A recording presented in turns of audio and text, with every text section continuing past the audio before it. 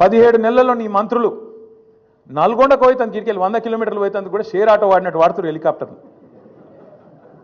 చూస్తలేరా మీరు? కొట్టుకుంటారు. ఇంకా భువనగిరి పోతాను, ఎమ్మెల్యేల బర్త్డేలకు హెలికాప్టర్లో పోతాను. వీళ్ళట చాలా పద్ధతిగా నడుపుతున్నారట. షేర్ ఆటో కంటే అధ్వానంగా వాడుతున్నారు వాస్తవంగా అయితే. హెలికాప్టర్ ఉంటే తప్ప హైదరాబాద్ దాటిపోమంటుండే ఒక్కొక్క మంత్రి. ఈ ఎకానమీ క్లాస్ అంటాడు ముఖ్యమంత్రి. నువ్వు ఎక్కే విమానం దిగే విమానం మేము చూస్తలేమా? అరే రే, ప్రైవేట్ ఫ్లైట్లు, జల్సాలు, 7 విదేశీ యాత్రలు, మీ మంత్రుల హెలికాప్టర్ ట్రిప్పులు విడుదల చేయి, శ్వేతపత్రం విడుదల చేయి. రాష్ట్రంలో ఆటో వాళ్ళను ఆగం చేసి ఎంచక్క వాళ్ళు హెలికాప్టర్నే షేర్ ఆటోలకు వాడుతారన్నా.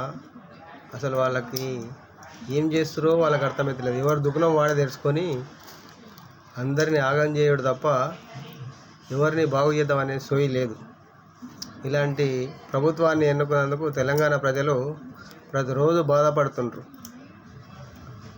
ప్రతి ఒక్క మంత్రి తన యొక్క దుకాణాన్ని తెరుచుకొని ఇష్టం వచ్చిన రీతిగా తన పనిని కారించుకుంటూ తెలంగాణ రాష్ట్రాన్ని దివాలా తీస్తున్న వీళ్ళకి